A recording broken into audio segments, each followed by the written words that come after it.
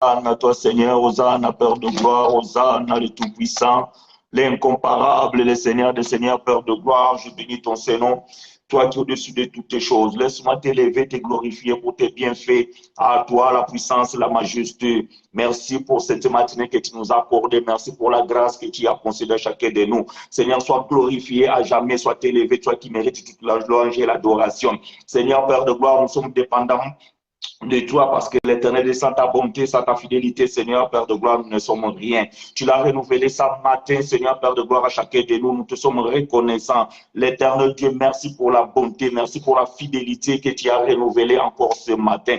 Merci pour la présence de chacun de nous. Merci pour la vie que tu nous as donnée. Seigneur, je glorifie ton Saint-Nom partout là où les saints sont réunis ce matin pour glorifier ton Saint-Nom. Reçois la louange et l'adoration qui vient de leur cœur. Seigneur, nous remettons entre tes saintes mains, Père de gloire, Papa, nos vies comme un sacrifice de bonne odeur. Agrée cela, Père de gloire, afin que, Seigneur, nous soyons, Père, purifiés devant ta parole, afin que nous soyons, Père de gloire, saints devant ta présence. Nous bénissons, Seigneur, Père de gloire, Papa, ta présence dans nos vies, car l'Éternel, tu as trouvé ta demeure dans nos cœurs. C'est ainsi que nous te louons, nous te glorifions, Père, au nom puissant. Nous t'avons dit, gloire à toi, Seigneur, merveilleux. Hosanna à toi, Hosanna. Merci, Seigneur, Père de gloire. Shalom, bien-aimés frères et sœurs, shalom, peuple de Dieu, shalom, les élus, shalom, les affranchis, shalom, les amateurs de la bonne parole et de l'évangile de la grâce. Encore une fois, nous sommes ravis, Seigneur, bien-aimés frères et sœurs, de savoir que le Seigneur nous accorde ses faveurs imméritées. Ce matin, toi et moi, nous sommes là. Ce n'est pas parce que nous sommes pauvres. Ce n'est pas parce que nous avons beaucoup prié hier, ce n'est pas parce que nous avons donné la dîme, ce n'est pas parce que nous sommes allés à la montagne. Non, c'est tout simplement parce que la bonté de l'Éternel se renouvelle. Et le Seigneur a fait grâce, afin que nous soyons encore une fois dans votre présence pour présenter l'évangile de la grâce, la bonne nouvelle du royaume. Bien-aimés, nous vous souhaitons la bienvenue, le bienvenu dans cette école de la grâce de Dieu. Partagez la vidéo, invitez les amis et bien-aimés, nous allons ensemble pouvoir parler des choses du royaume. Ce matin, bien-aimés frères et sœurs, nous allons partager autour d'un thème qui s'est affiché donc sur vos écrans, sur l'intitulé de cette vidéo, et nous allons parler de ces choses. Et bien-aimés, le thème que nous allons développer ce matin s'intitule « Qui vous empêche d'obéir à la vérité ?» Qui vous empêche d'obéir à la vérité. Voyez-vous, bien-aimés, nous allons essayer de parler des choses que nous connaissons. Nous allons essayer de parler des choses que nous écoutons, que nous entendons tous les jours.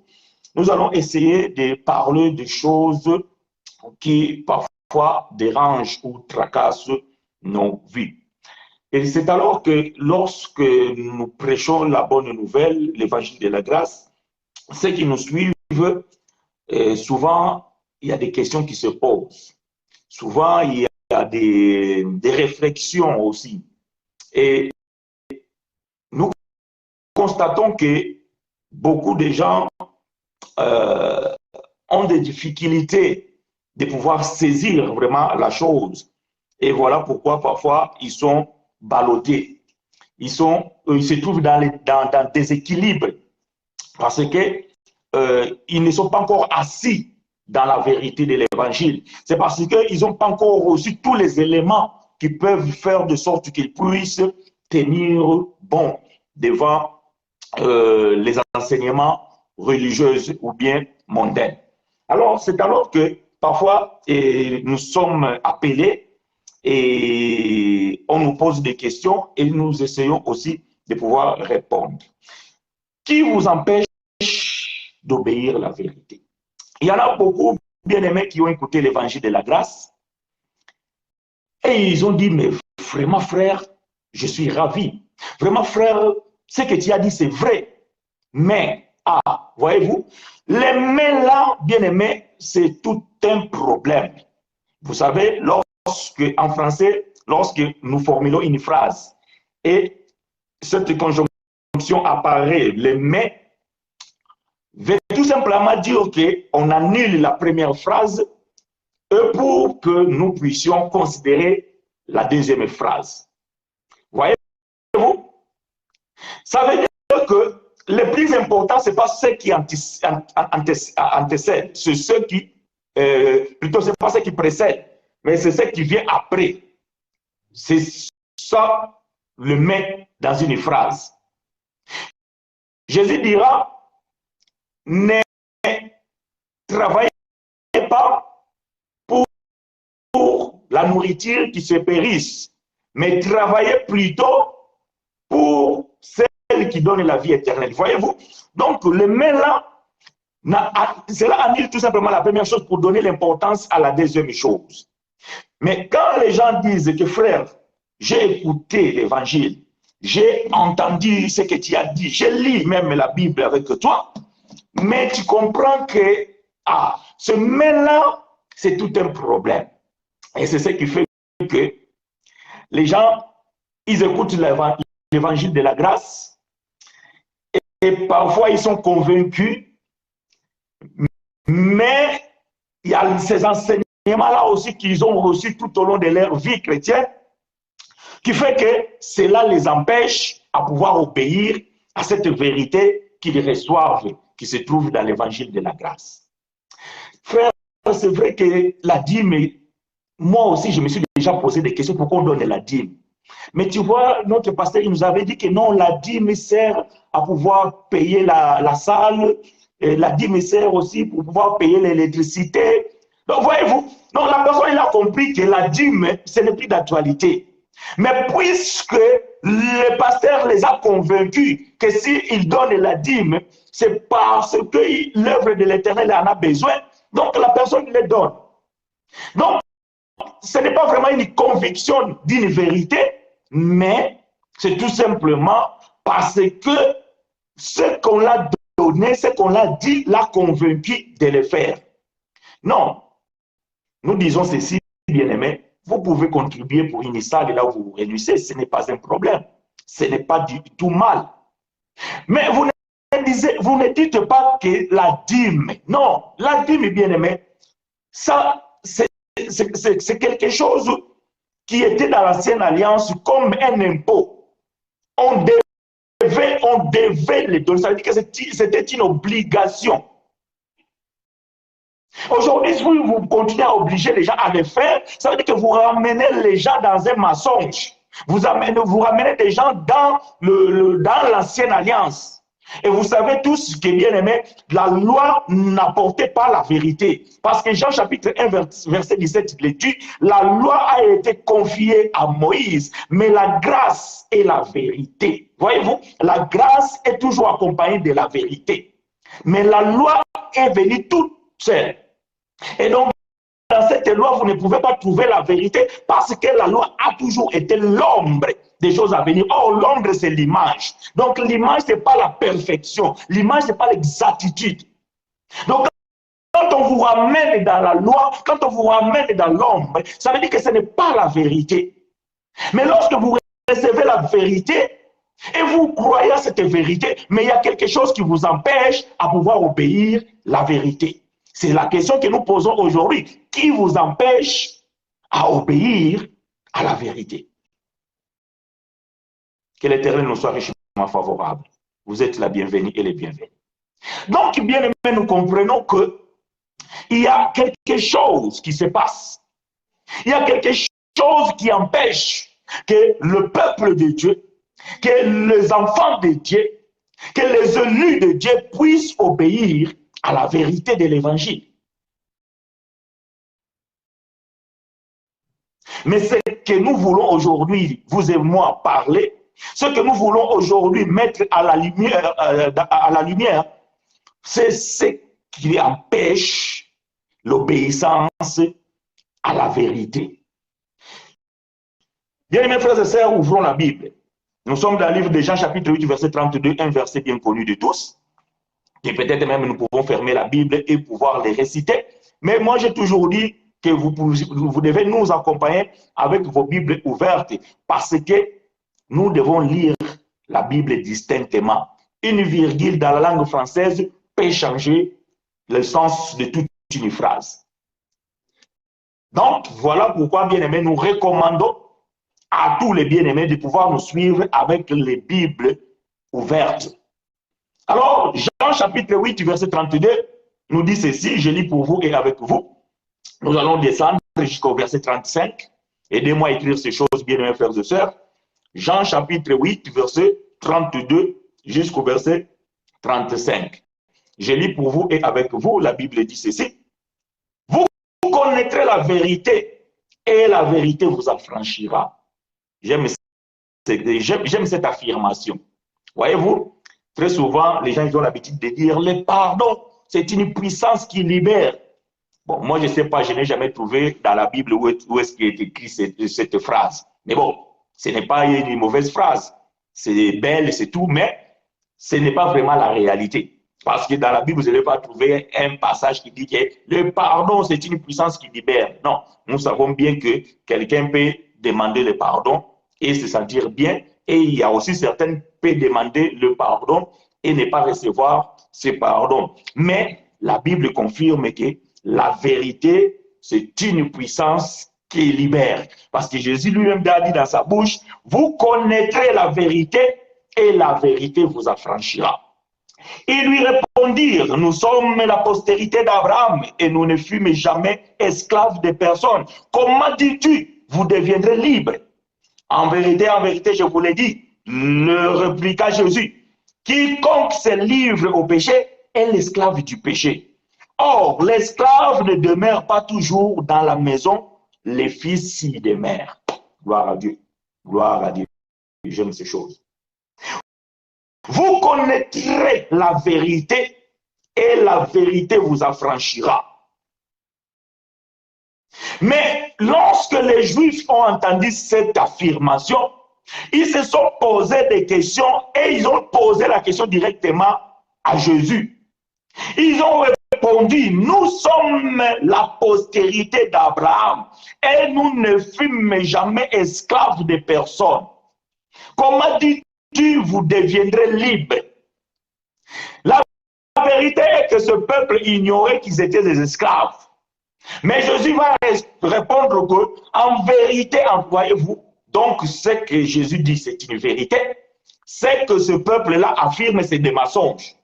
Parce qu'ignoramment, ils ne savaient pas qu'ils étaient des esclaves. J'ai bien dit ignoramment. Ça veut dire qu'ils étaient esclaves, mais ils ignoraient cela. Parce que pour eux, ils ne vivaient plus en Égypte. Ils ne vivaient plus sous le joug des Babyloniens, ni des Médés-Perses. Pour eux, donc, ils avaient la liberté. Mais ils ignoraient que, étant donné qu'ils étaient sous la loi, et à cause de la loi qui était compliquée et difficile, que personne ne pouvait accomplir, donc ils étaient des pécheurs. Donc, de ce fait, ils étaient des esclaves. Et cette vérité, et ils ignoraient cela. Et c'est alors que le Seigneur dira, vous connaîtrez la vérité, et la vérité vous affranchira. Donc, bien aimé, la vérité, c'est la puissance qui nous affranchit de l'ignorance. Mais le problème est que, bien aimé, nous disons ici que qui nous empêche à obéir à la vérité?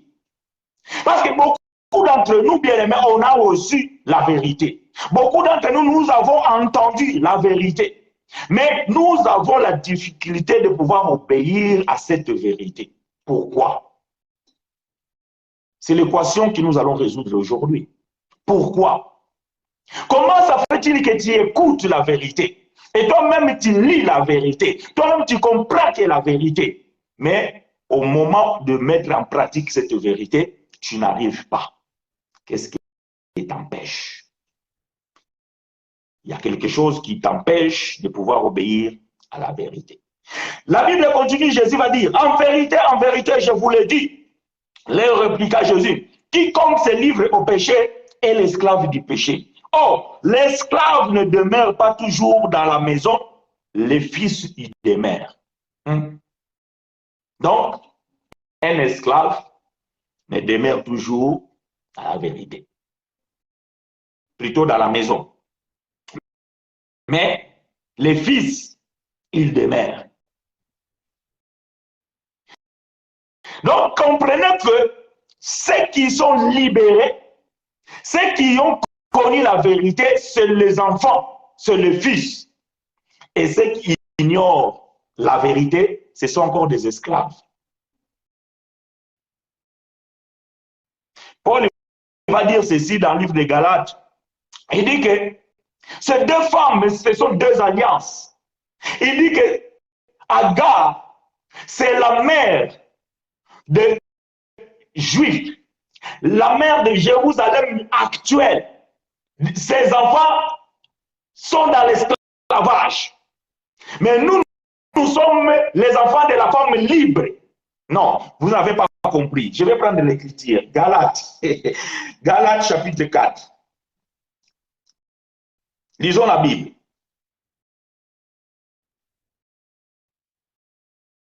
Galates chapitre 4, à partir du verset 22. Galates chapitre 4, à partir du verset 22 jusqu'au 26. Je lis pour vous et avec vous. Galates chapitre 4, verset 22 jusqu'au verset 26. Je lis pour vous et avec vous. Car il est écrit qu'Abraham eut deux fils, un de la femme esclave et un de la femme libre.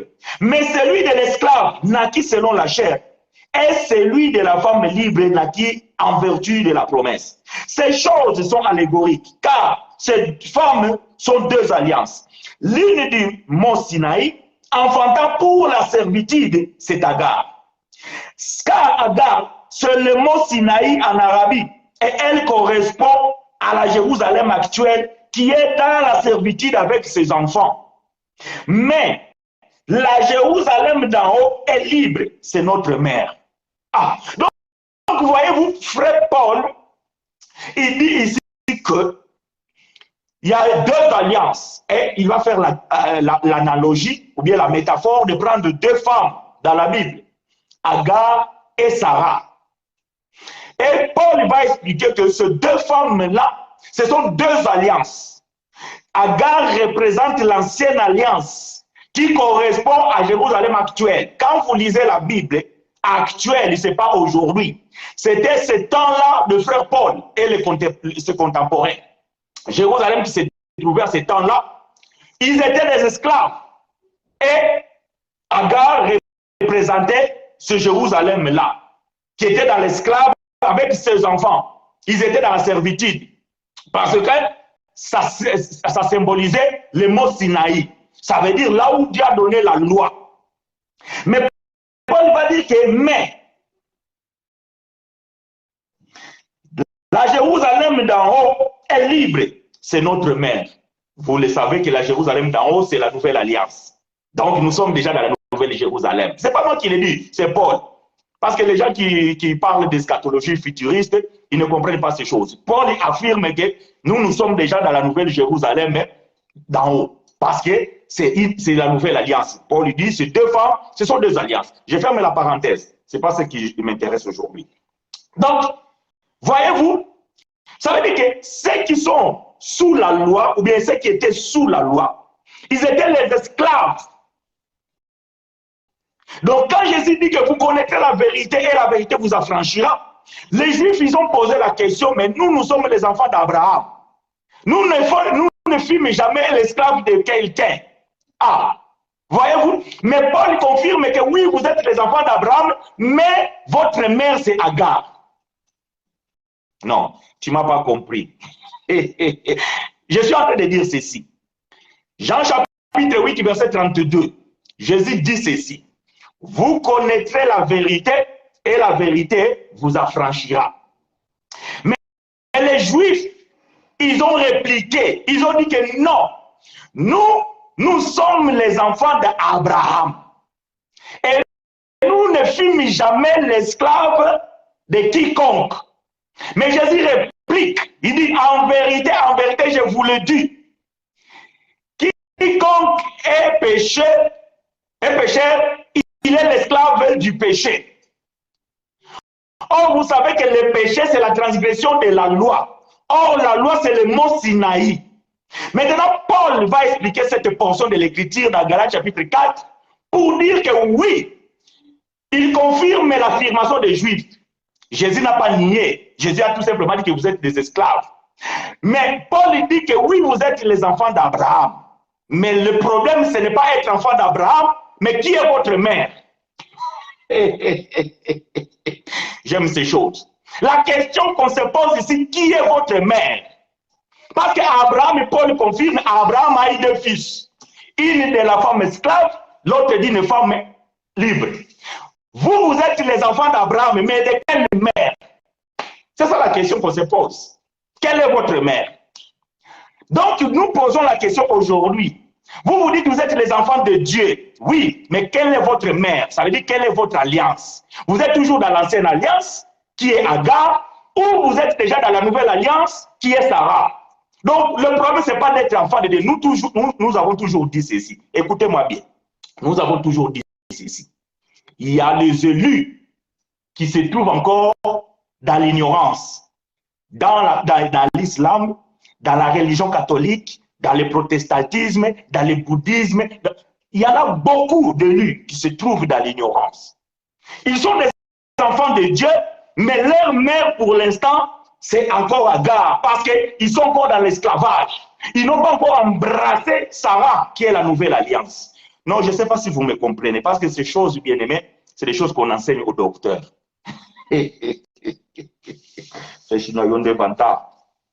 Non, bien aimé, c'est très important de comprendre ces choses.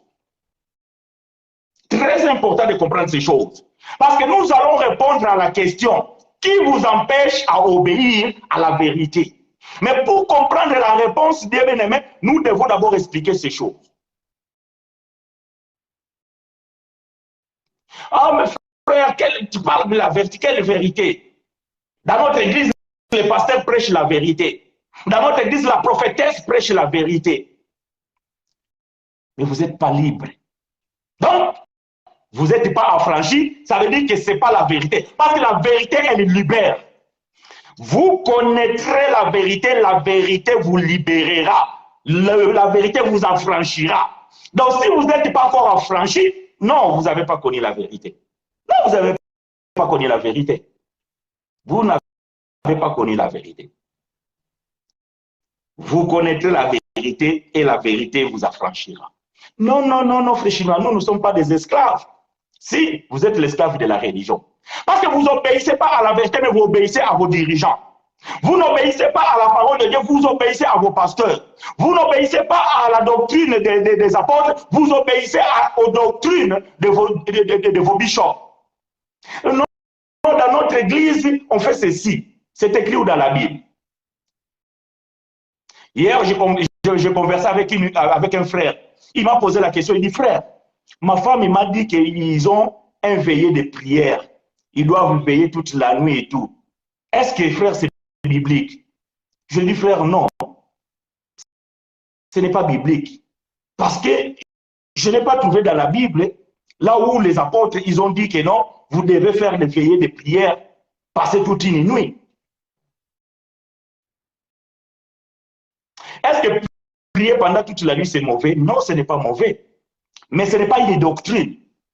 Tu peux même passer toute une nuit à prier. Ça, ce n'est pas un problème. Mais ce n'est pas une doctrine. Une doctrine, c'est une règle établie. Vous ne pouvez pas obliger tout le monde de passer toute une nuit sans dormir en train de prier. Vous imposez quelque chose aux gens. Non, ça, ce n'est pas une liberté. Vous avez la liberté de se dire qu'aujourd'hui, je ne vais pas dormir, je vais prier toute la nuit. Vous êtes libre. D'ailleurs, vous faites une bonne chose. Mais si on vous oblige de faire quelque chose, alors que vous n'êtes même pas en forme, vous êtes sorti du travail, du bâtiment, tellement fatigué, mais comme le pasteur il a dit, on va veiller, tu viens. Là, les modérateurs en train de donner les chants, de tout, toi, tu es toujours... Donc, voyez-vous, parce que tu es fatigué. Mais comme le pasteur a obligé, tout le monde doit être là, tu es là. Contre ton propre gré. Et ça, ce n'est pas une doctrine. Ça, c'est un commandement humain. Je dis à vos frères, non, ce n'est pas dans la Bible. Ce n'est pas écrit dans la Bible. Voyez-vous?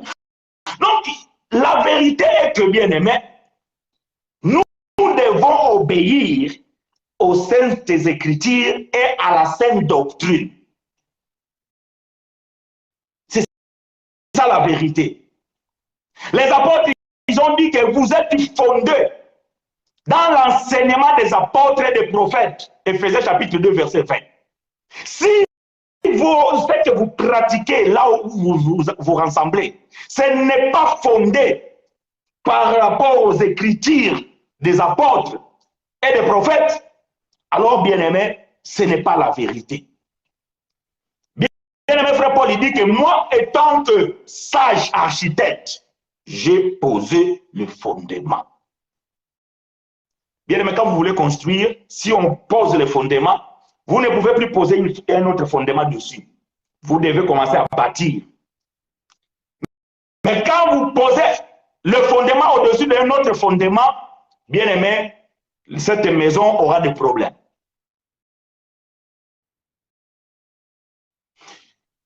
La vérité, bien aimé, doit vous libérer, doit vous affranchir.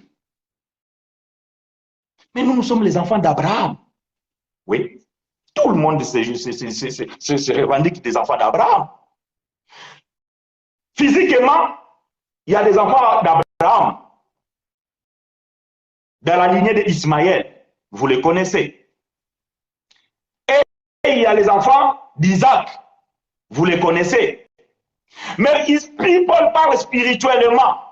Paul dit ici spirituellement, c'est que Israël actuel, pas aujourd'hui, dans le temps de Paul, le Jérusalem que vous voyez là, elle correspond à Agar. Parce qu'il se trouve encore dans l'esclavage, dans la servitude. Mais nous, tu vois, Paul dit nous, ça veut dire que frère Paul, tous les chrétiens, tous les enfants de Dieu, et aujourd'hui, moi aussi, chez frère chinois, toi aussi, mon frère, ma soeur, tu peux dire, nous sommes les enfants de Sarah. Et nos frères qui sont les enfants d'Agar, oui, sont aussi nos frères, parce que leur père c'est Abraham, mais ils sont dans la servitude. Malheureusement, aujourd'hui, bien aimés, nous nous retrouvons aussi, nous sommes les enfants de Dieu, mais nous avons nos bien-aimés qui sont des esclaves de la religion. Et ils ne connaissent pas la vérité. Non, je vais dire quelque chose. Parce que ces derniers temps, on me taxe de tout et même des choses que je ne dis pas. Mais j'ai toujours dit, bien aimé, heureusement, il y a des vidéos. Tout ce que j'ai dit, c'est enregistré. Et quand quelqu'un me confronte à une vérité, donc je peux sortir les vidéos et dire ce que j'ai dit. Moi, frère chinois, votre bien-aimé, j'ai dit ceci. Exempté de toute accusation. Je n'ai jamais dit à qui que ce soit de ne pas aller dans une assemblée. Écoutez-moi bien, il faut que ça soit clair. Moi, votre bien-aimé frère chinois, je n'ai jamais interdit à qui que ce soit de ne pas aller dans une assemblée quelconque. Mais j'ai toujours dit, là où vous allez, là où vous vous rassemblez, que vous appelez entre guillemets église, si vous constatez, ouvrez-moi bien vos oreilles, si vous constatez que la doctrine imposée dans cette assemblée-là ne correspond pas avec la saine doctrine, alors fuyez. Ça, c'est moi, c'est ce que j'ai dit et c'est ce que j'ai toujours dit. Alors, pardonnez-moi de toutes ces accusations que moi j'ai dit aux gens de ne pas aller dans les églises ou dans les assemblées. Non, moi je n'ai jamais dit ça. Même bien un frère Paul n'interdisait jamais les gens d'aller dans la synagogue. Paul prêchait la vérité et les gens y sortaient de la synagogue. Paul disait que ici vous lisez la Torah, ici vous êtes en train de suivre Moïse. Mais Paul dit ça, c'est pas la vérité. Et ceux qui comprenaient la vérité sortaient avec Paul. Vous pouvez lire dans Actes des Apôtres, chapitre 19, vous allez trouver ça. Paul prêchait la vérité et ceux qui étaient convaincus sortaient. Paul disait que cet endroit-là, donc on prêche Moïse, donc nous sommes pris sous la loi. D'ailleurs, ça a valu Paul la prison, la persécution. De même, ce que nous disons, ça nous a valu aujourd'hui la persécution et des critiques. Mais nous sommes conscients. Mais, bien-aimé, là où tu vas, s'il y a la bonne doctrine, s'il y a la bonne parole, bien-aimé, je t'encourage d'y rester, de contribuer même ta pierre. Peut-être avec la connaissance que tu reçois ici, que là-bas, ils n'ont pas, puisqu'ils sont dans la sainte doctrine, tu peux aussi peut-être aider les bien-aimés. Mais si, puisque dans le monde du religieux, 95% sont dans la fausseté, alors bien-aimé, les gens se sentent que non, là où je suis, ça ne correspond pas à cet évangile que j'écoute de la grâce avec ce qui se pratique ici. Alors nous vous encourageons de quitter. Voyez-vous? J'espère que je suis clair. Je ferme la parenthèse. Vous connaîtrez la vérité et la vérité vous affranchira. Mais Jésus va dire que le fils, il demeure dans la maison. Mais celui qui est esclave, il ne peut pas y demeurer. Voyez-vous? La maison de Dieu, bien-aimé, ce n'est pas le bâtiment, là où vous vous rassemblez. Je répète, la maison de Dieu, ce n'est pas là où vous vous rassemblez. Non. La maison de Dieu, c'est le corps de Christ. Et le corps de Christ, bien-aimé, c'est la vérité. Et beaucoup de gens, ils ne veulent pas accepter, et nous comprenons, ils sont des esclaves, et ils ne sont pas dans la maison. Je suis en train de parler de choses spirituelles ici, faites attention. Écoutez ce que bien-aimé Paul va dire, Galates chapitre 4. Galates chapitre 4. Verset 1er jusqu'au verset 7. Galates chapitre 4, du premier verset jusqu'au verset 7. Je lis pour vous et avec vous. Galates chapitre 4.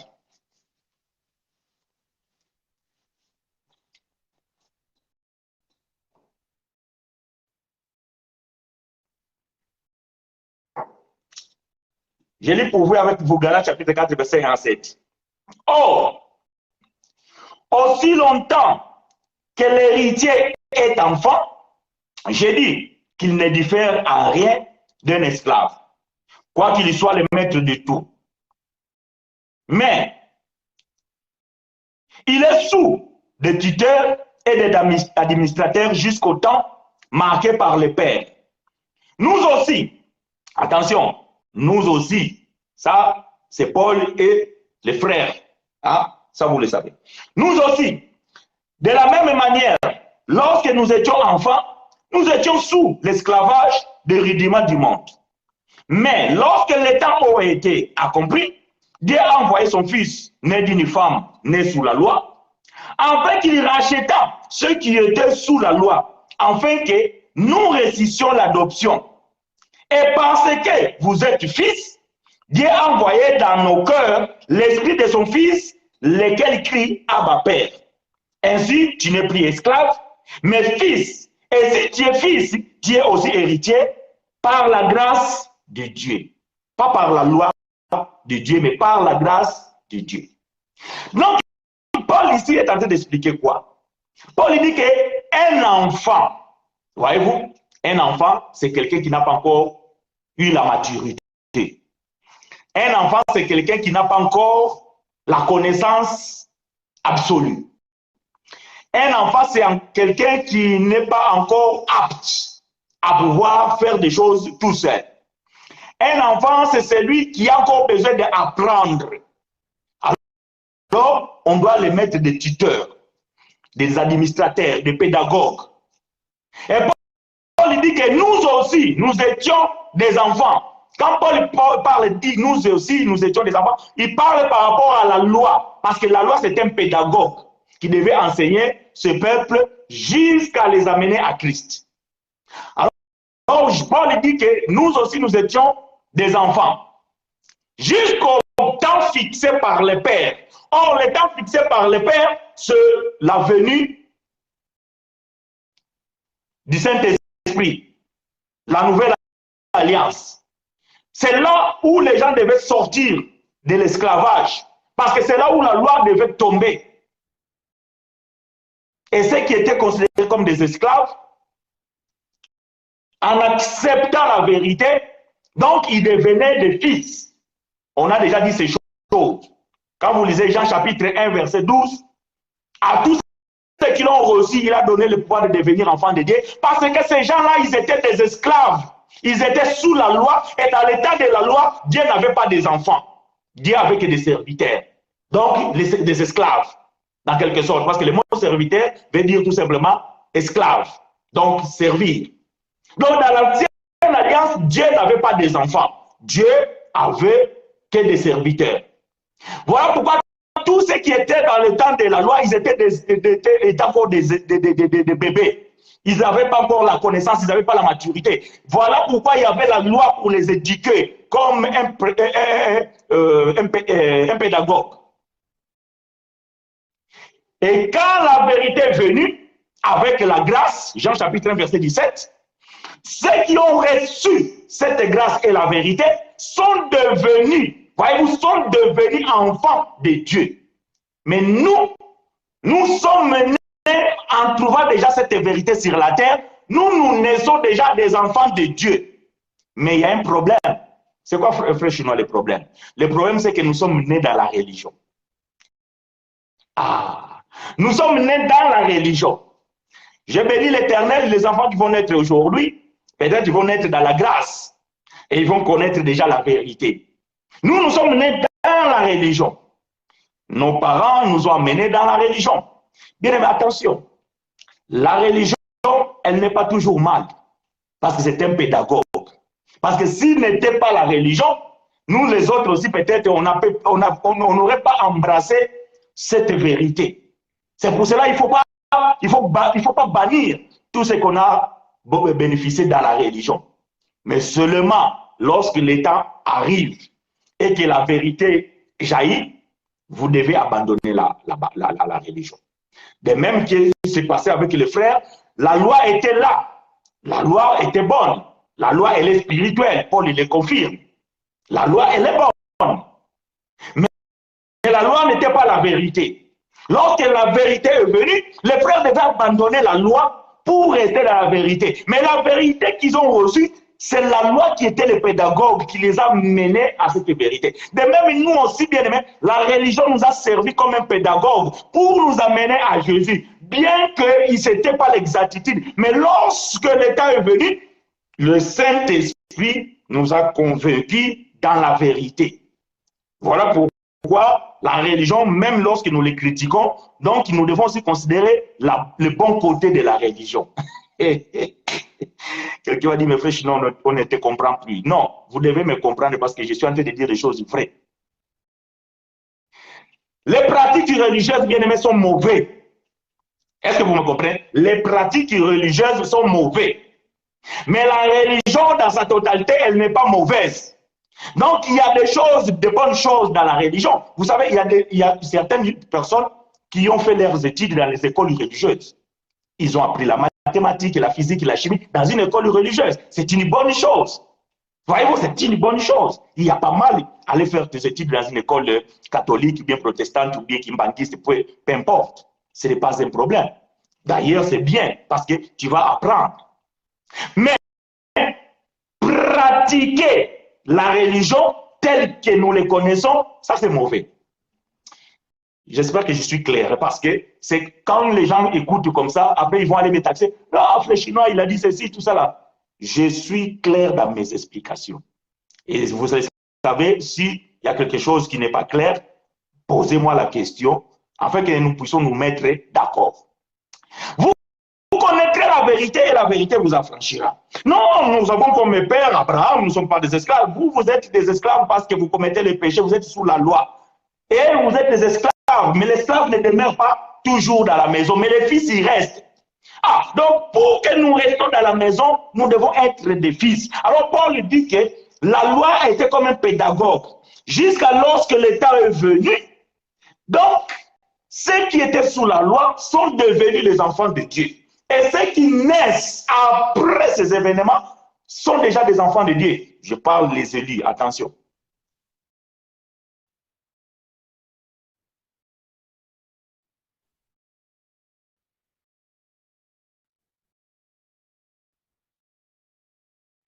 Ainsi, tu n'es plus esclave, mais fils. Et si tu es fils, tu es aussi héritier par la grâce. Ça, j'aime. Ça, j'aime. Par la grâce. Ça veut dire que tu n'as pas fait un effort. Non, aujourd'hui, tu peux dire que waouh, moi, je suis l'héritier de Dieu. Moi, je suis le frère de Jésus. Oui, parce que tu es bourré de la grâce. Alors que les autres, ils disent quoi? Je suis allé à la montagne, j'ai passé 3 jours là-bas. Quand je suis descendu, Dieu m'a donné l'argent. Donc, c'est la montagne. À cause de la montagne, donc Dieu l'a payé. Ah, j'ai jeûné 7 jours, après mon jeûne, comme ça, j'ai acheté une voiture. Donc, il a acheté la voiture. Mais quand tu lui poses la question, frère, alors comment? Ah, grâce sur grâce. Non, ce n'est pas grâce sur grâce.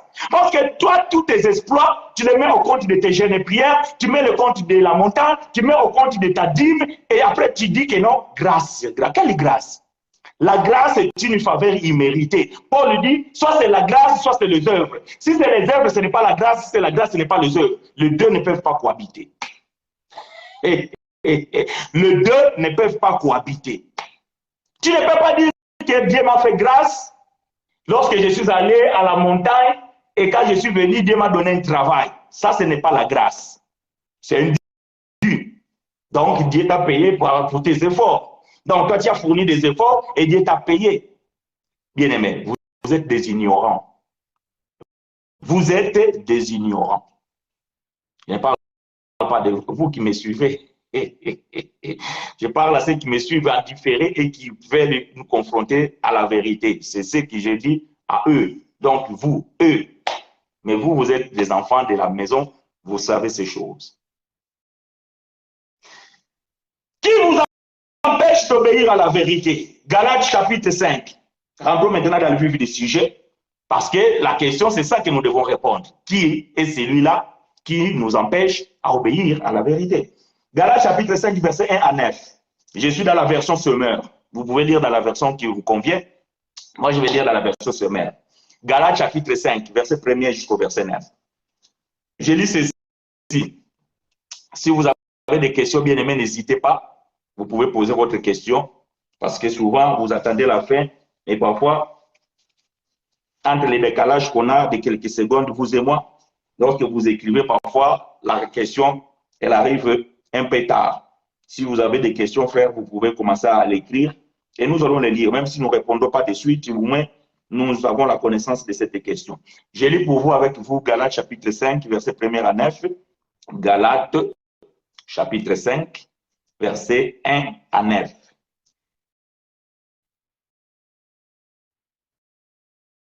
Je suis dans la version Semeur, je vous ai dit. Le Christ nous a rendus libres pour que nous connaissions la vraie liberté. C'est pourquoi tenez bon et ne vous laissez pas réduire à nouveau à l'esclavage. Le Christ nous a rendus libres pour que nous connaissions la vraie liberté. Parce qu'il y a des gens qui se disent là, nous sommes libres, mais de quelle liberté vous parlez? Si Christ vous a franchi, vous êtes réellement libre. Mais quelle est la liberté que vous avez? Vous devez connaître la vérité et la vérité vous affranchira. Verset 2. Moi, Paul, je vous le déclare, si vous, chrétiens d'origine païenne, vous vous faites circoncire, le Christ ne vous sera plus d'aucune utilité. Voyez-vous? Enlevez juste le mot circoncis, dit tout simplement pratique de la loi. Si vous pratiquez la loi, Christ ne vous sert d'aucune utilité. Christ ne vous servira de rien, comme dit Louis Sego. Si vous vous faites circoncire, donc si vous obéissez à la loi qui est mensonge, alors Christ ne vous servira de rien. Christ ne vous sera d'aucune utilité. Et j'affirme une fois encore, tout homme qui se fait circoncire, ça veut dire tout homme qui pratique la loi, est tenu d'accomplir la loi tout entière. Donc quand tu veux obéir une loi, tu dois obéir toutes les lois. Voyez-vous? Vous qui cherchez à vous faire déclarer juste par Dieu en accomplissant la loi, vous êtes séparés du Christ. Vous n'êtes plus sous le régime de la grâce. Ah! Paul dit, vous qui veulent être justifiés par les œuvres de la loi, vous êtes déchus, vous êtes séparés de Christ. Ça veut dire que quand vous dites que, puisque j'ai gêné, c'est pour cela que Jésus m'a guéri, vous anéantissez la croix. Là où il avait dit que tête et laisse taille, tout a été accompli. Où? À la croix. Ce n'est pas quand Jésus a marché sur les eaux. Jésus, quand il a marché sur les eaux, il n'a pas tout accompli. Quand Jésus a multiplié les pains pour 5 000 hommes ou bien pour 4 000 hommes, Jésus n'avait pas tout accompli. Quand Jésus a ressuscité Lazare, non, Jésus n'avait pas tout accompli. Lorsque Jésus meurt à la croix, il a jeté la main droite, il a jeté la main gauche, on a cloué tata.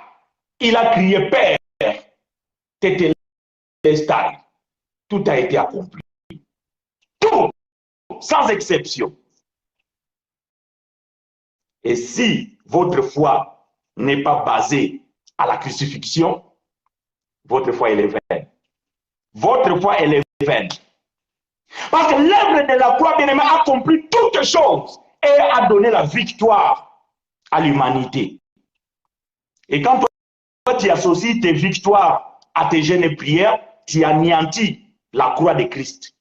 Lorsque tu associes tes bénédictions à la dîme, tu anéantis la croix de Christ. Parce que ça, ce sont les œuvres de la loi. Mais nous avons tout par la grâce. C'est ce que Paul vient de dire ici. Je répète cette écriture. Paul dit, il est où déjà cette écriture? Voilà, verset 4. Vous qui cherchez à vous faire déclarer juste par Dieu en accomplissant la loi, vous êtes séparés de Christ, vous n'êtes plus sous le régime de la grâce.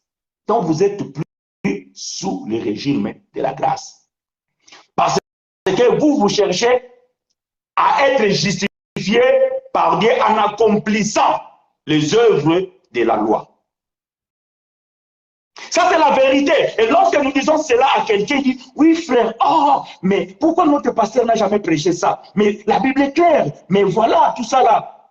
Oui, tu as compris que la Bible est claire. Mais maintenant, pourquoi tu continues à le faire? Ah oui, mes frères, tu sais, j'avais posé les questions à notre pasteur. Il m'a dit, non, ma soeur, la dîme, elle est biblique. D'ailleurs, nous donnons la dîme pour payer la salle.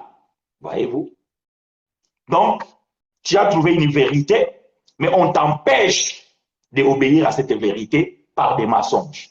Donc, ce qui nous empêche à obéir à la vérité, c'est le mensonge des enseignements donnés dans la religion. Et ces mensonges-là empêchent, lorsque tu reçois la vérité, de pouvoir obéir à la vérité. Donc, ça veut dire qu'il faut briser ce mur-là et le faire tomber pour que tu puisses obéir à la vérité. Moi, frère chinois, tu ne peux plus me convaincre. L'autre fois, oui, aujourd'hui c'est fini. Parce que j'ai connu la vérité et je suis affranchi. Je suis affranchi. Et tous ceux qui m'écoutent, ils m'appellent frère. Non, je t'ai suivi, mais bon, il y a quelque chose que je ne suis pas d'accord. Ok, j'ai toujours dit, me suivre, ça c'est une obligation. Mais écouter, c'est un devoir. Accepter ce que j'ai dit, c'est un droit. Vous avez le droit de ne pas accepter. Mais quand vous voulez me confronter, ne viens pas avec la philosophie. Ouvrez-moi la Bible et donnez-moi les Écritures. Convainc-moi dans les explications. Nous sommes faibles devant les Écritures et nous abaissons. Lorsque tu me donnes l'Écriture et tu me donnes l'explication exacte, je dois me baisser parce que nous sommes faibles devant les Écritures. Mais quand tu viens avec la philosophie, frère, non, ça ne tient pas. D'ailleurs, il faut que tu sois prêt. Quand tu veux me confronter dans la vérité, il faut que tu sois prêt. Parce que la parole de Dieu, donc nous allons ouvrir la Bible et nous allons parcourir les Écritures. Et si tu commences avec la philosophie, frère, ça ne colle pas. Ça ne colle pas. Parce que la vérité restera la vérité. Vous écoutez ces frères-là, frères chinois? Non, mais il ne faut pas les suivre. Comment ce frère-là, il va dire que non, il ne faut pas se faire baptiser? Jésus lui-même, il s'est fait baptiser. Et lui, il est qui pour interdire ça? Mais viens, nous allons t'expliquer pourquoi Jésus s'est fait baptiser. C'est ça la question que tu veux savoir peut-être. Parce que tu es ignorant. Tu ne sais pas pourquoi Jésus s'est fait baptiser. À quoi sert le baptême d'eau? Donc, si tu connais à quoi sert le baptême d'eau, maintenant je te pose la question. La Bible dit le baptême d'eau sert à la repentance du péché. Maintenant, la question que je pose, Jésus a commis quel péché pour qu'il se fasse baptiser? Ah, pasteur, tu vois, viens me répondre. Ça, c'est une question que je laisse. Toi, pasteur, qui me suis, parce qu'il y a des Nicodèmes qui me suivent la nuit, et que tu n'as jamais été d'accord avec moi, j'ai tout simplement dit que le baptême d'eau, c'était pour la repentance du péché. Si Jésus s'est fait baptiser dans l'eau, je pose une question, quel était le péché que Jésus a commis? Donc tu viens et nous allons parler. Et si tu ne connais pas, tu peux venir avec l'humilité et nous allons vous donner l'explication pourquoi Jésus, qui n'a point connu le péché, il s'est fait baptiser dans l'eau. Est-ce que vous comprenez? Parce que vous n'avez pas des arguments. Vous vous fiez juste à ce que vous lisez. Et vous pensez que nous sommes des fous pour pouvoir affirmer des choses ici. Alors, la vérité est ce que la Bible, elle n'est point dans les ghettos. La Bible, nous l'avons tous et nous devons le parcourir. Et nous, bien aimés, cette parole, nous les mangeons dans sa totalité. Nous ne choisissons pas. Voyez-vous, vous pouvez m'appeler frère chinois, bon, nous voulons que tu parles sur ça. Nous allons venir, nous allons parler sur ce que vous voulez. Nous ne choisissons pas les thèmes, ce qui nous arrange. Non, nous parlons de tout, ici, tout. Donc, si vous voulez savoir certaines choses, vous pouvez me dire, frère chinois, je veux que tu parles sur ça. Tu veux que nous voulons que tu parles sur les offrandes. Et donc, nous allons parler. Oh non, frère chinois, nous voulons que tu parles sur les mariages. Nous allons parler à la lumière des Écritures. Parce que nous parlons de tout.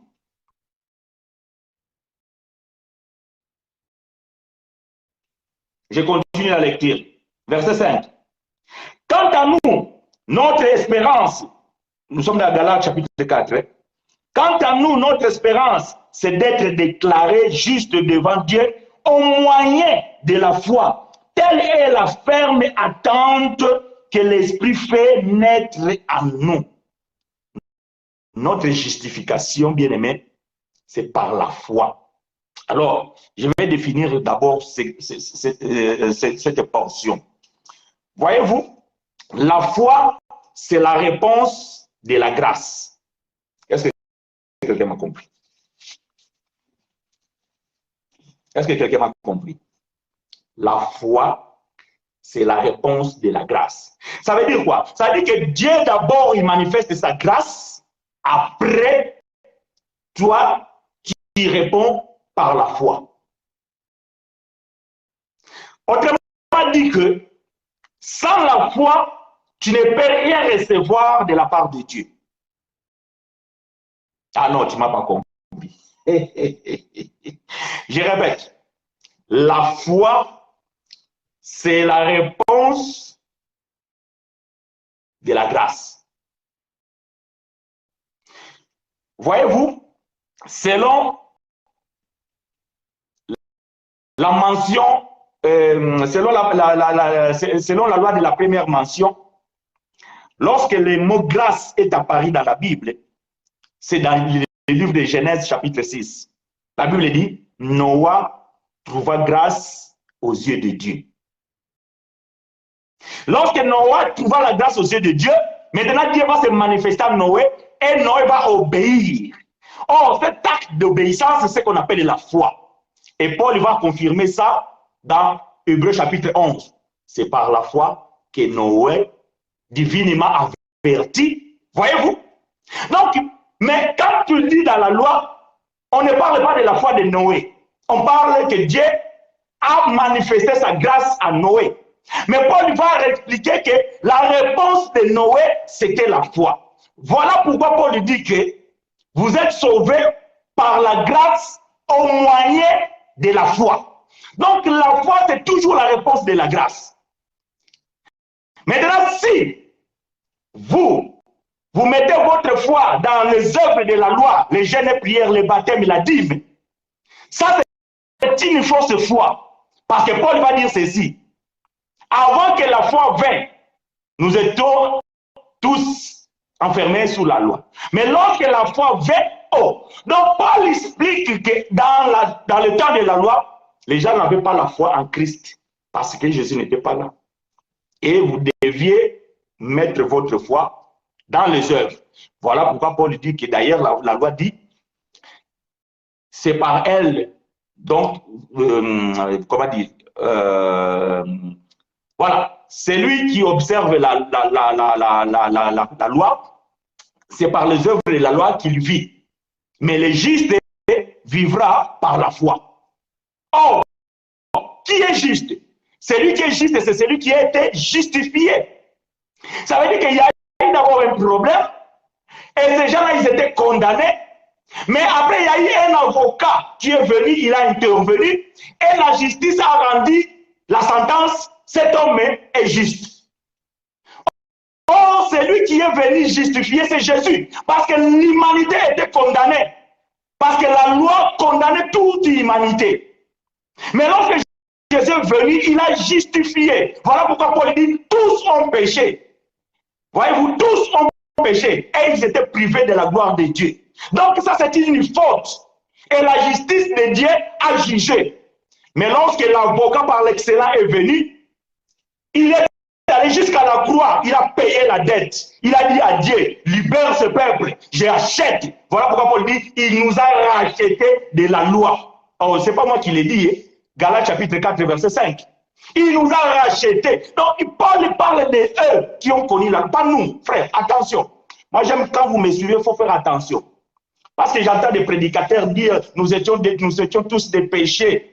Toi, tu es péché, tu étais péché en quoi? Parce que le péché, c'est la transgression de la loi. Toi, tu es né dans cette génération, Jésus avait déjà tout accompli, et toi, tu dis aux gens, tu prêches que nous étions tous des péchés, aujourd'hui, Jésus nous a libérés. Donc, Jésus t'a libéré quand? Jésus est mort quand? Quand Jésus est mort, toi, tu étais où? Quand tu es venu, Jésus était déjà mort. Donc, l'avocat avait déjà racheté la condamnation. Donc, pourquoi toi, tu te considères encore que quand je suis né, moi, j'étais aussi pécheur parce que, tu sais que tu considères que tu étais pécheur parce que tu étais dans les bars, parce que tu étais dans la prostitution, tout ça là? Non, tu étais dans le mal. Voyez-vous, là, tu étais dans le mal. Parce que malgré ça, Jésus avait déjà payé. Voilà pourquoi le jour que tu as commis la prostitution, on ne t'a pas tué. Parce que cette loi qui stipulait que si on attrape quelqu'un dans la prostitution, on doit les lapider avec des pierres, Jésus l'avait déjà aboli. Voilà pourquoi on ne t'a jamais tué.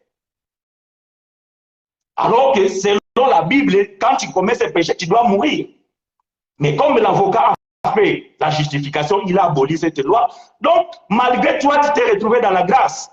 Mais tu étais dans le mal. Tu étais perdu dans le monde. Tu étais perdu dans la religion. Maintenant, tu as besoin de la métanoïa. Métanoïa, c'est tout simplement la conversion de mentalité. Donc, ça veut dire le changement. Mais ça, ce n'est possible que par la vérité. Je ne sais pas si on me comprend ce que j'ai dit là. Voyez-vous? Parce que parfois, il y a des choses qu'on dit, ça paraît difficile ou bien nouvelle. Et si vous ne comprenez pas, vous devez poser la question.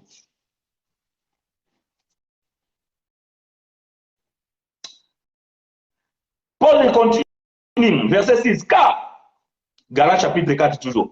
Car pour ceux qui sont unis à Jésus-Christ, ce qui importe, ce n'est pas d'être circoncis ou incirconcis, c'est d'avoir la foi. Une foi qui se traduit par des actes inspirés par l'amour. Ah, ça aussi c'est un problème. Parce que même nous, qu'on se revendique, oui, nous sommes dans la grâce, nous sommes dans la nouvelle alliance, nous ne sommes plus dans l'ancienne alliance. Vous savez, dans la nouvelle alliance, il y a une loi. Ce qu'on appelle la loi de Dieu, la loi de Christ. Et nous avons déjà enseigné ces choses. La loi de Dieu ou la loi de Christ, c'est l'amour. Toutes les 10 commandements s'englobent dans une seule loi qu'on appelle l'amour. Mais j'ai constaté, même ceux qui se revendiquent être dans la grâce, il n'y a pas l'amour. Il n'y a pas l'amour. Bien aimé, ne suffit pas de dire, nous sommes dans la grâce, nous sommes sous la grâce, on ne donne plus la dîme, on ne fait plus les jeûnes et prières. Oui, c'est bien. Mais la loi de Christ, est-ce que vous êtes capable de les mettre en pratique? Qui vous empêche d'obéir à cette vérité? L'amour. Est-ce que tu as l'amour des prochains? Est-ce que tu as l'amour envers tes enfants? Est-ce que tu as l'amour envers ton mari? Est-ce que tu as l'amour envers ta femme? Est-ce que tu as l'amour envers tes collègues? Est-ce que tu as l'amour avec tes voisins? Est-ce que tu as l'amour? Ça, c'est un problème. Laissez-moi marteler là-dessus. Il ne suffit pas de revendiquer, nous sommes sous la grâce, nous sommes dans la nouvelle alliance, donc Jésus a déjà tout accompli, tout ça là. Bien-aimé, la loi de Christ, c'est la seule loi qui est inscrite dans nos cœurs. Est-ce que cette loi se manifeste? Puisque cette loi est inscrite dans ton cœur. On voit beaucoup des enfants de Dieu se revendiquer, je suis enfant de la guerre, nous sommes dans la nouvelle alliance. Mais il n'a pas l'amour du prochain. Et quand vous voyez ce qu'il arrive à faire, vous vous posez des questions, est-ce que celui-là vraiment... Quand il était dans la religion, il avait peur du pasteur. Il faisait des bonnes choses parce que s'il ne fait pas de bonnes choses, ils vont l'excommunier. Ils vont lui dire, frère, bon, on va te suspendre parce que... Maintenant qu'il a compris la vérité, la liberté en Christ, il se trouve dans la grâce, il pense qu'il est dans la libertinage. Et qu'il peut se permettre tout, même faire de mauvaises choses contre ses prochains. Où est l'amour? Bien-aimé, la plus grande loi de toute la Bible, c'est ce qui est inscrit dans nos cœurs, l'amour.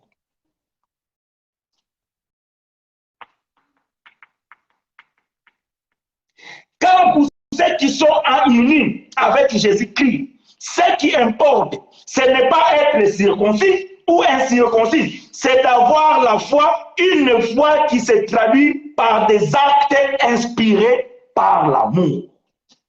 J'aimerais que ce verset soit un verset que tu dois méditer toute la journée, s'il faut même tous les jours. Tu peux oublier tout ce que le frère chinois il a dit aujourd'hui.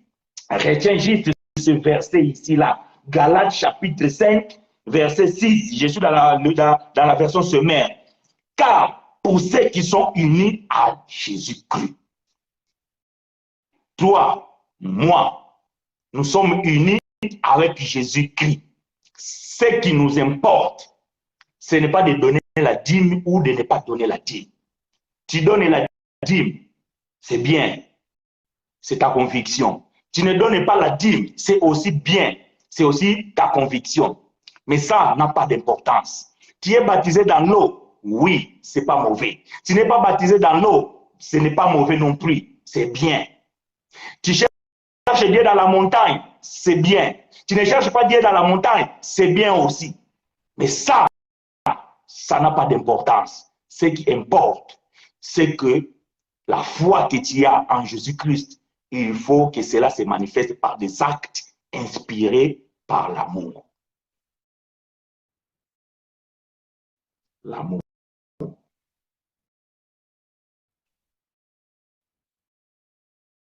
Tu es dans la nouvelle alliance.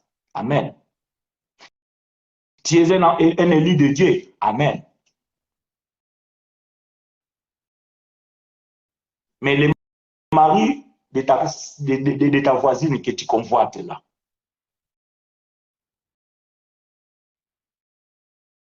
la femme de ton ami là que tu cours après,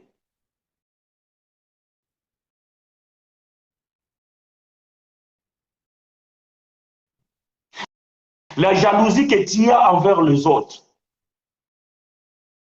La vie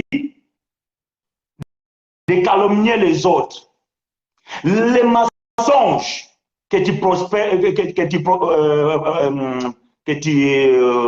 tu prononces tout le temps.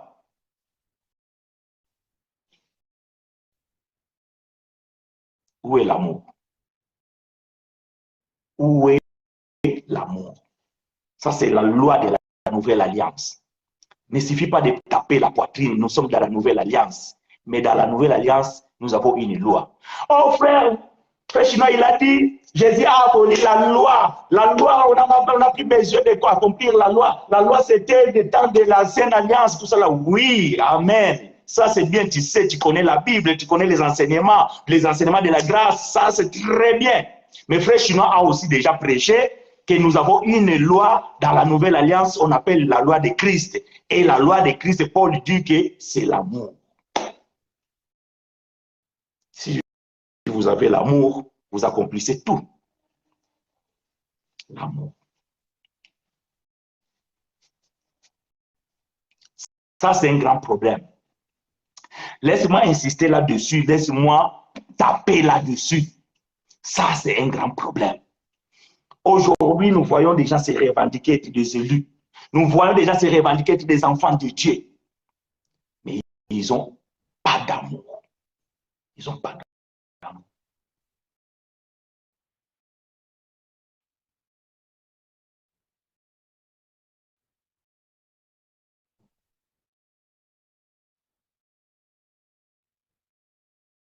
Moi, je ne donne plus la dîme. Depuis que j'ai appris que la dîme, c'est pour enrichir les pasteurs.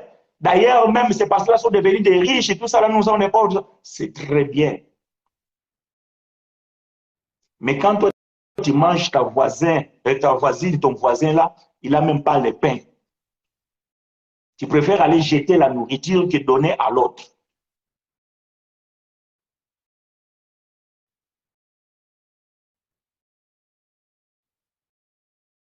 Est-ce que vous comprenez ces choses?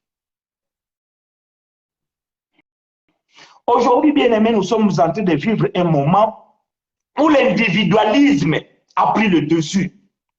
Chacun pour soi, comme le monde dit, Dieu pour tous. Il n'y a plus d'amour.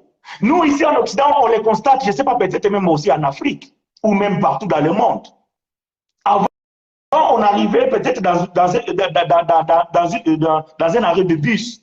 On trouvait des gens, on disait bonjour et on parlait. Aujourd'hui, tout le monde a la tête baissée sur le téléphone. Même quelqu'un qui est à côté en train de mourir, on les regarde, on ne les voit même pas parce qu'on est dans le téléphone. Même dans nos couples. Vous allez voir que donc vous êtes dans la maison avec le mari, avec la femme. Pendant une heure, chacun est sur son téléphone. Vous ne parlez même pas. Mais avant le téléphone, vous vivez comment? Vous parlez de tout.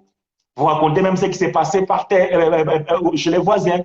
Vous disiez ce qui s'est passé au travail, ce qui s'est passé au marché, tout ça. Aujourd'hui, on aime plus les objets qu'on a comme des téléphones, des tablettes, que le prochain qui est là. Parfois, la personne il a besoin juste de quelques mots pour se sentir aimé. Mais vous préférez parler avec quelqu'un qui est aux États-Unis que vous ne voyez pas, mais celui qui est à côté, vous l'oubliez. L'amour entre les hommes est perdu. Nous avons donné notre amour par des objets. Nous avons donné notre amour dans la technologie. Et après, nous revendiquons, nous sommes des enfants de Dieu, nous sommes dans la nouvelle alliance. Où est l'amour?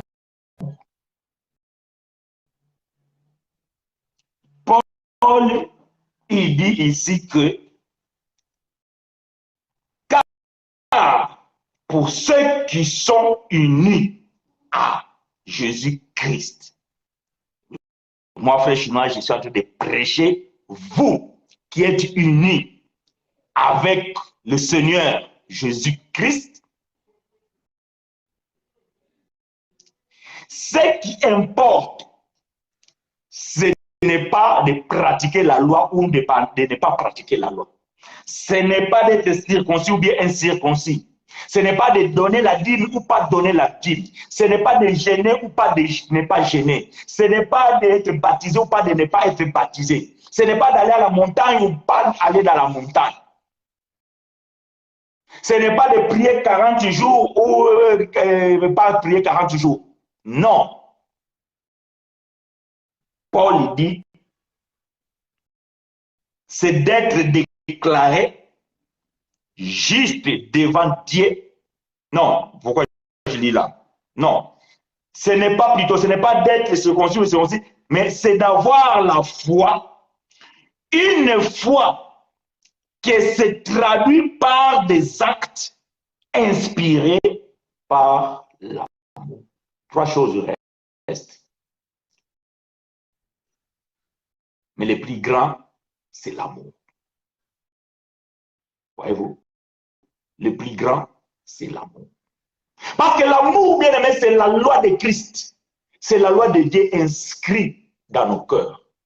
Tous les enfants de Dieu dans la nouvelle alliance ont reçu cette loi dans leur cœur.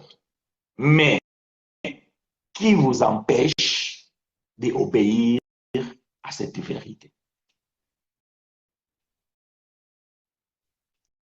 Qui vous empêche à obéir à cette vérité? Aujourd'hui, surtout, la communauté africaine, tellement on a peur des sorciers, tellement la sorcellerie est devenue un fléau. Il n'y a pas qu'en Afrique, même ici en Europe. Alors, peur de ça, les gens commencent maintenant à ne pas obéir à la parole de Dieu.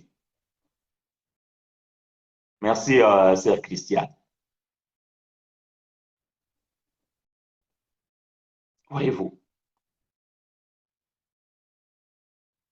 l'amour est patient, il est plein de bonté.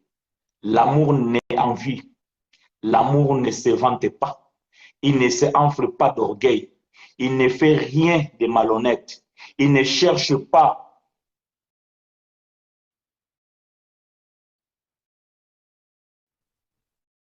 voyez-vous, l'amour. Alors, bien aimé, verset 7. Vous courriez bien, vous courriez si bien. Qui vous a détourné de l'obéissance à la vérité? Voilà le thème de ce matin. C'est la question de Frère Paul. Et c'est la question que je vous ai posée ce matin et que nous sommes en train de répondre. Vous courriez si bien. Qui vous a empêché d'obéir à la vérité? Qui? Verset 8, Paul répond. Une telle influence ne vient en tout cas pas de celui qui vous a appelé. Ah! Vous courriez si bien. Qui vous a détourné de l'obéissance à la vérité? Lui, second dit, qui vous empêche d'obéir à la vérité? Et Paul dit que cette influence-là, certainement ne vient pas de celui qui vous a appelé.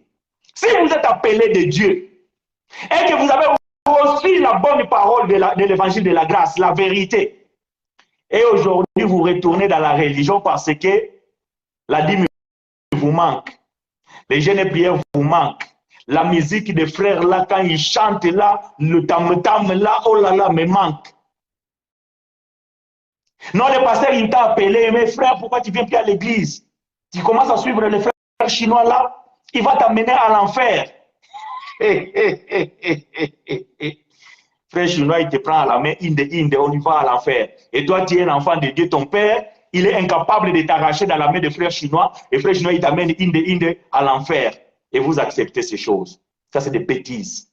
Voyez-vous, ça, ce sont des bêtises. Abraham a eu deux enfants. Un de femme esclave, l'autre de la femme libre. Il ne suffit pas de dire je suis enfant d'Abraham. Tu es enfant d'Abraham, mais quelle est ta mère? Est-ce que c'est Agar ou c'est Sarah? Ne suffit pas, bien aimé, de se dire que je suis un enfant de Dieu. Mais Dieu, sous quel régime? Le régime de la religion ou tu es sous le régime de la grâce? Est-ce que tu es encore dans le mensonge ou tu es déjà dans la vérité? Être enfant de Dieu ne veut pas dire que tu ne peux pas être esclave. Voyez-vous? Paul a pris cette métaphore pour dire que Abraham, oui, Abraham a eu des enfants, mais il a des enfants, des esclaves.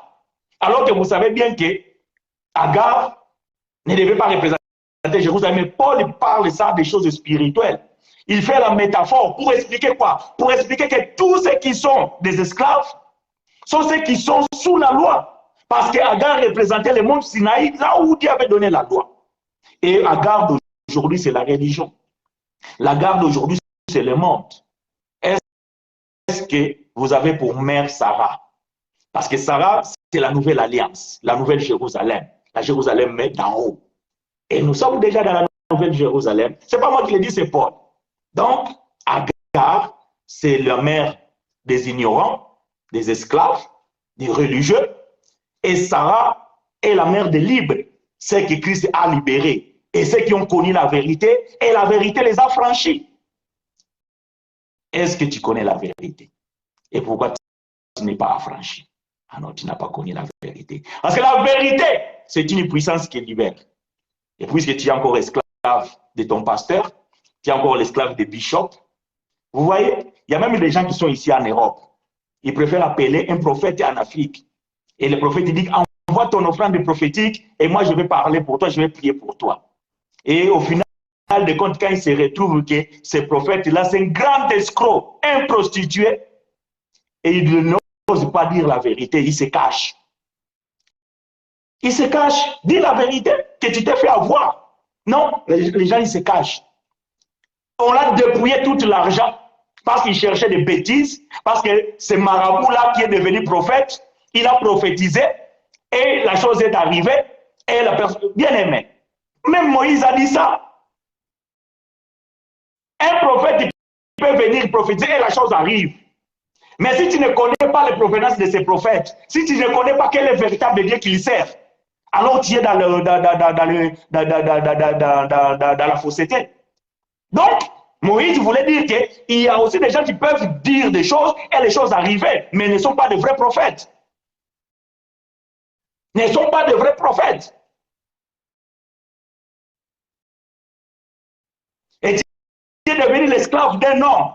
Pourquoi? Parce que tout simplement, un jour, cet homme-là, il avait dit quelque chose et cette chose est arrivée dans ta vie et tu es devenu l'esclave. À tel point même que tu te caches de ton mari, tu te caches de ta femme à la maison, tu donnes toute la confiance. Et tu exposes même les problèmes de ton foyer, peut-être à cet homme-là. Sans que ton partenaire, ta partenaire à la maison sache. Et il commence à t'impliquer des choses et tu vas appliquer maintenant dans ton couple. Et après demain, le divorce arrive et tu vas commencer à appeler maintenant les pasteurs qui sont proches ici. Frère chinois, j'ai un problème dans la maison et tout ça. Là. Il faut que frère chinois vienne résoudre un problème. Que toi-même, tu sais la cause. Et d'ailleurs, tu caches même au frère chinois que non, la cause de ça, c'est les enseignements que tu as reçus par-ci, par-là. Maintenant que tu te retrouves dans un dilemme, tu cherches le secours. Et nous aussi, comme nous sommes des serviteurs de Dieu, nous allons venir, nous allons apporter le conseil. Et si ça marche, gloire à Dieu. Et si ça ne marche pas, tu as tout simplement payé les conséquences de tes bêtises. Parce que la vérité est que tu es un esclave. Tu as besoin d'être affranchi.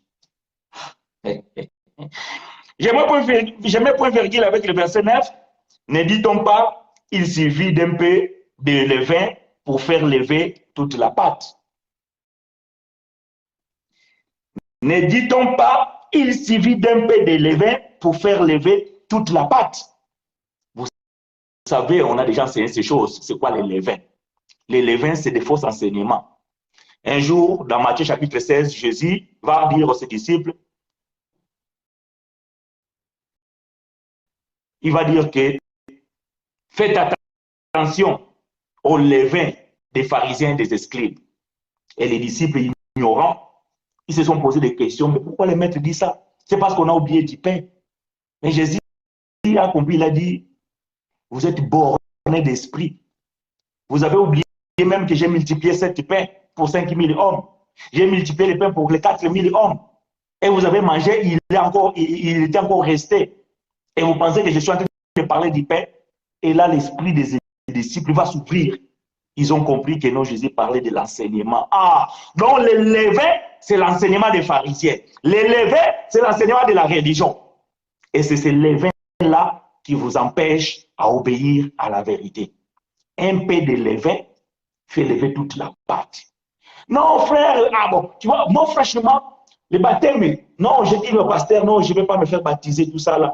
Mais il a dit, mes frères, tu vois, je donne parce que, ah, quand même, nous devons payer la salle de l'église. C'est pour ça que je donne un peu de levain, fait lever toute la pâte. Si tu veux obéir une seule loi, tu dois obéir à toutes les lois. Et si tu n'obéis pas à toutes les lois, alors, donc, tu as échoué.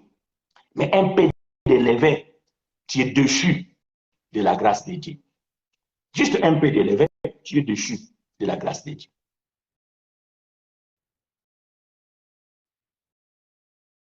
Les enseignements qu'on vous recevez de gauche à droite peuvent gâcher toute une vie. Ça peut amener la confusion dans ton foyer parce que tu as suivi un enseignement d'un monsieur là-bas. Ici à Paris, nous avons un monsieur que je vais me taire le nom. Quand vous l'écoutez, il parle que des hôtels. Il parle que des sorciers. Pendant 1h30, la personne parle des sorciers, des sirènes et tout ça là. Et on n'attend même pas le nom de Jésus. Vous faites la publicité. Bien aimé, j'ai toujours dit aux gens, moi si je parle dans mes enseignements, si je parle pendant 1 minute ou même 2 minutes, le nom Satan, Satan, Satan, mes frères, c'est non, je ne sais pas, essayez de fouiller mes enseignements. Si vous trouvez au moins une portion, même 1 minute, là où je suis en train de parler Satan, vous me les renvoyez. Non, je ne peux pas. Je ne peux pas. Jésus, Jésus, Jésus, Jésus, Jésus, encore Jésus. Le maître de toutes choses. Le roi des rois. Le Seigneur par l'excellence. L'homme de la vérité. De tout puissant. Vous voulez me parler des hôtels. Vous me parlez de la condamnation. Je n'ignore pas ces choses. Je l'ai dit, je ne l'ignore pas. Mais est-ce que ces choses sont plus grandes que Jésus? Est-ce que ces sorciers-là sont plus grands que Dieu? Pourquoi vous êtes devenus des esclaves? Et vous ramenez ces enseignements dans vos foyers. Et vous voulez imposer votre mari, votre femme à obéir. Parce que le pasteur a dit, si dans votre maison les choses ne marchent pas, tu prends un peu d'eau, tu mets dans une bouteille, et tu mets ça sous le lit. Et tu mets quelques billets là-dedans. Et quand tu pries, tu dis que Seigneur, cet argent que j'ai mis dans cette eau-là, c'est ta puissance. Et personne ne peut me voler. Les démons peuvent pas voler. Et toi, tu pratiques ces choses. Les jours que le mari va découvrir ça sous le lit, il va dire quoi? Tu fais des gris-gris, non? Voyez-vous? Quelle est la différence entre vous et les gens qui pratiquent les fétiches? Ce n'est pas la même chose. On te dit, prends la bouteille d'eau.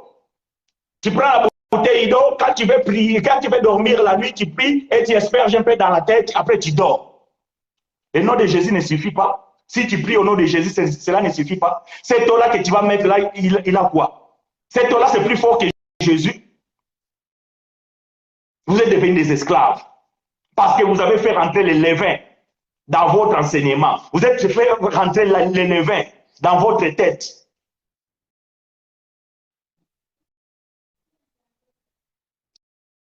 Je sais de ce que j'ai dit.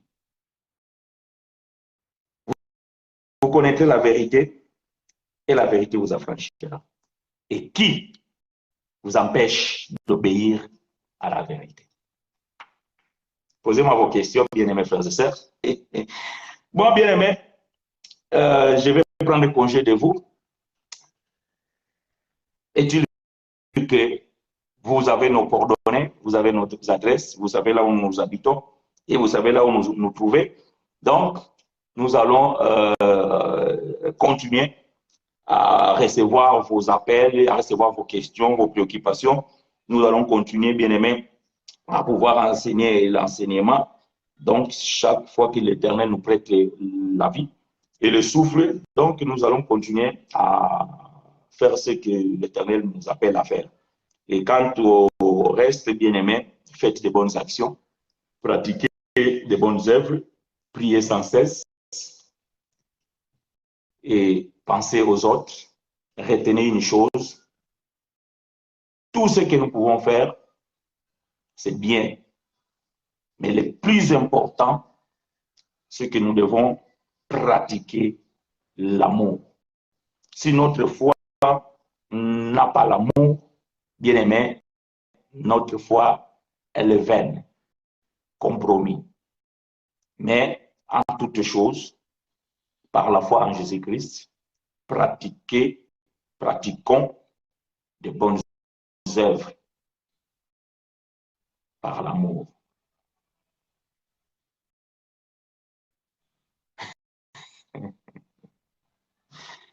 Que l'Éternel nous soit richement favorable. Rendez-vous dimanche prochain, même heure, même chaîne, et que l'Éternel nous soit richement favorable. Amen.